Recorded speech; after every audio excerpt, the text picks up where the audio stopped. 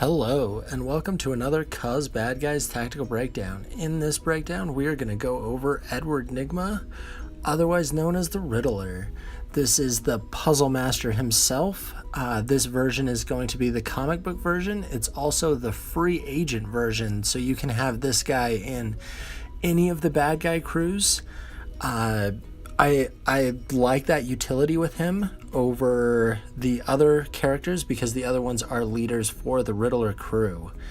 All of them can be taken in the Suicide Squad, which is pretty awesome. I really like this sculpt. This sculpt is great. It's classic comic book art from the New 52 stuff. He's actually in this pose on one of the covers. It's super great. Really awesome. This character is just the best. I really like the tricksy kind of bad guys just as much as I like the brawlers, but I really like those kinds of characters that mess with Batman that way. So let's go ahead and get right on into his character card. So this is Edward Nygma, alias the Riddler. He is a free agent for affiliate unknown, so he can be taken with any crews outside of the ones that he hates, which he does have personal trait, hates Batman, Green Arrow, and Law Forces, so he cannot be taken with any of the good guys, which is pretty obvious because he is one of the regular Batman rogues, which is pretty awesome. He can be taken in the Suicide Squad, which is really good. He brings some really good personal traits and outside of the game turn traits, which are things that I love to bring. So let's go ahead and go right on into his weapon. So he has the Question Baton, which is a double stun weapon. It has no rate of fire because it is a close combat weapon. Its special abilities are going to be Handy, which is re-rolling to hit, and then it has Crit Shock, which Crit Shock is going to be also known as the same effect as Stun. So I don't know why they changed it halfway through, but it's not in the FAQ. It is in the updated rulebook, the hardback. So hopefully you guys have a copy of that and don't get confused by this. So let's go ahead and go on into his stats. So he is Willpower 6, which is going to be pretty standard for free agents, like low-end free agents, as well as sidekicks. Willpower 6 is pretty good. Sometimes he can be wanting for tokens, needing to be able to get around somewhere or use his special abilities. Willpower 6 can kind of let him down a little, but if you use him correctly, Willpower 6 is really good for him. Then he is Strength 5. So Strength 5, he is kind of like a weaker bad guy, I guess you could say. He's not a bruiser. He's not supposed to be out there beating the crap out of people. He can handle himself a little because the handy on his baton is going to help him hit people. But then he is only Strength 5 plus, so only damaging 1/3 of the time when you're rolling damage. So not super good. So don't depend on him to really knock people out. The rest of his stats are then Movement 3, Attack 3, Defense 3, and Endurance 6. So Movement 3, awesome on this character. You would think with him being weaker that he'd be Movement 2, but Movement 3 really helps him get around. Really, really good. I'm actually really happy that he has Movement 3. He then has Attack and Defense 3, which is kind of lower end. Can be disappointing on this guy sometimes, but like I said, he's not a bruiser. He's not meant to go attack people.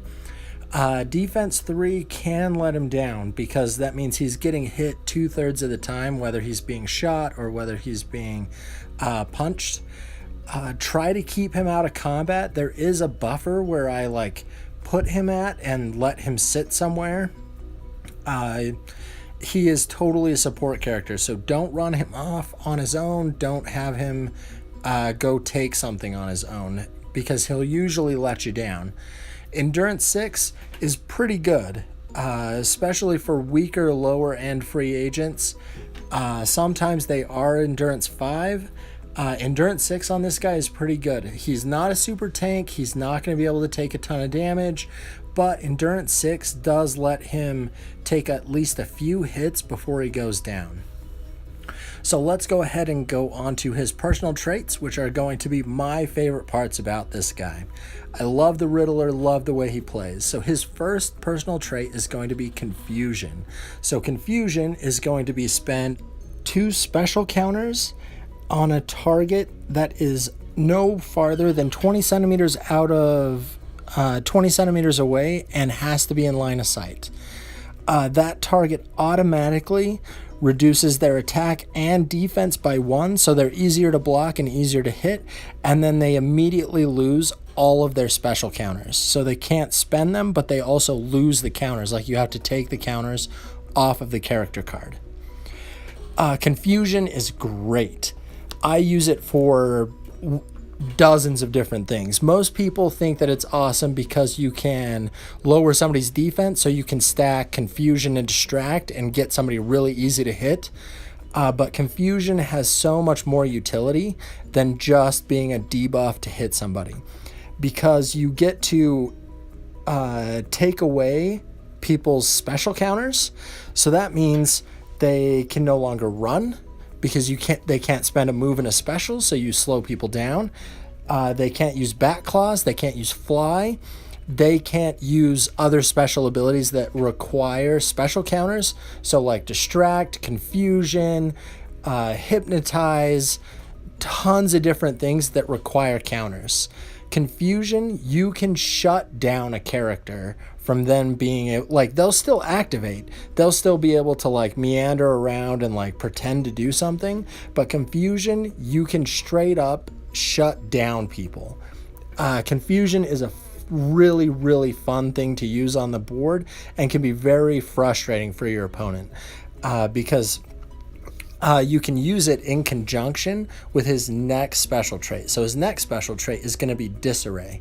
So Disarray is as long as the Riddler can see his target, doesn't matter distance. So if they're under light, any of that stuff, this can affect.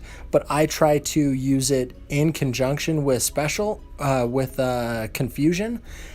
Disarray costs 1 special, so you can combo it with Confusion. So 2 counters for Confusion, 1 for Disarray. Disarray lets you move 2 counters on that person's character card to another stat. So you can take 2 out of attack or 2 out of defense, or 1 and 1. Take 2 out of move. I almost always take those 2 counters and put them into special. And then I hit them with Confusion and totally get rid of those counters.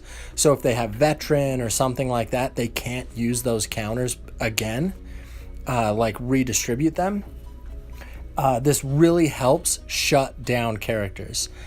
You can take, if they have a gunman that's ready to be lined up, or if they have an acrobat that's about to jump away holding a loot counter, something like that, you can take away the attack counters for shooters, you can take away the movement counters for those acrobats, and then special Confusion takes away those special counters, like totally gets rid of them, and it does make those characters easier to hit, easier to block. Confusion all around is just a great ability. It cannot be stopped. There's no like willpower check or endurance check or anything. You just have to be able to see them inside of 20 centimeters and spend 2 counters. Really, really good. I love the 2 combined together. It's one of the reasons why I love the Riddler. His next personal trait is going to be Mastermind. Mastermind is another one of my favorite traits, that it manipulates the game outside of the game turn. So Mastermind lets you add 1 extra counter to the initiative bag to see who gets to raise the plan during the game. Love this. I absolutely love going first in the game, because I always set up my guys to have that 1 critical character that needs to activate first. It's really, really fun, and it's just one of the ways that I love to play. The next personal trait is going to be Puzzle Master. So Puzzle Master, Riddler is going to be all about his riddles. He absolutely loves them. So Puzzle Master says if you run up to a riddle marker and try to solve it, so spend that 1 movement counter to try to solve the riddle, instead of rolling on the chart, you automatically get 3 points. So taking the Riddler and then having riddle objectives is just an obvious choice to do, because if he just runs up and tries to solve them, he's automatically going to get 3 points. Puzzle Master, really good. Don't depend on that, and don't have him do a beeline for the riddles right off at the get-go, because that's your opponent is going to know that he's going to go over there. So that's kind of the way that I run him. I do almost always take riddles when I do take the Riddler, because it's just nice and fluffy. Really, really like it. His next personal trait is going to be Trickster. So Trickster is going to be something that you would think that the Riddler is going to have. This is one step better than Veteran. Trickster is at the beginning of the Riddler's activation, you can redistribute all of his counters to anywhere you want on his character card. Trickster is really, really good. It can keep your opponent on his toes, trying to guess what the character is going to do. It also makes it so you can activate him kind of later in the turn and have him activate countering somebody. Really like Trickster on him. It's really good. So let's go ahead and talk about his reputation and funding costs. So his reputation is going to be 69 points and 0 funding because he doesn't have any ranged attack. So 69 points. Looking at his stat line, this is super duper steep because you've got other characters like Katana, you've got other characters like Harley Quinn that are kind of in the same ballpark, around 70, 75 points. They're one up on him in almost every single stat. They're usually the same willpower, so usually willpower 6, but then they're almost always attack and defense 4. Sometimes endurance 7, sometimes movement 4, sometimes attack 4, or strength 4. So his stat line is really low for how many points you're paying for him. But the special traits that you get for the 69 points, I think that's where almost all of his point cost goes. Because you can get a character that has his stat lines for like 40 points, 35 points sometimes, but you don't get those special traits. Like these special traits that you get on other characters that have Mastermind or Confusion or Disarray or Trickster, all of those things, those are going to be on characters that are either the same points as him and only have one of them, so they only have like Mastermind or they only have Confusion, or other characters that do have Confusion and Mastermind or Disarray are much higher points. They're 90, 100, 110 points. So, but they do have better stat lines. This guy, he's a really hard balance of heavy personal traits with weak stats. So you want to keep him out of line of sight of anyone other than his target, like who he's hitting with Confusion, who he's hitting with Disarray. Reputation cost, if you don't use him to his full potential, he is going to be wasted points. So the learning curve on being able to use the Riddler, use him really well, is going to be pretty steep. I would suggest using him on the table and using him on the outskirts. Don't put him in the center of the table. It's going to give him too much attention, and you don't want that kind of attention on him because he will end up dying, giving 4 points away to your opponent, and you don't want to be doing that. So it's a really wicked balance with being able to use the Riddler. He's a fun model to play with. Can get you a ton of points because you can super slow down characters. You can really quagmire them, like stop them from being able to really activate at their full potential. Like I've used him against Deathstroke, I've used him against Lobo, against a ton of those kinds of characters, and you just either stop them from straight up being able to attack or being able to move. So, and those things can really hamper beat sticks like those characters, where they're taking kind of Death Star models, which is going to be like Deathstroke, characters like that, changing around their counters, making it so they can't attack or can't move, lowering their attack and defense, and then just totally wiping out their special counters, can be pretty devastating to those characters. He's not going to kill them. Like, by no means is he going to kill them, but he is going to hamper them, slow them down. Really, really like using the character that way.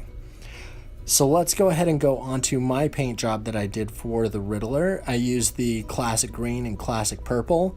I really want his green to pop more. I'm not really happy with the way that it's come out. I think I'm going to try to do more layers of green over the top. Maybe paint his baton a little more of a metallic.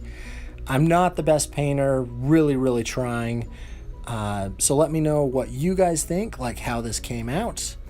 How do you guys play characters like this? The using characters outside of the game board with their special rules, also using confusion.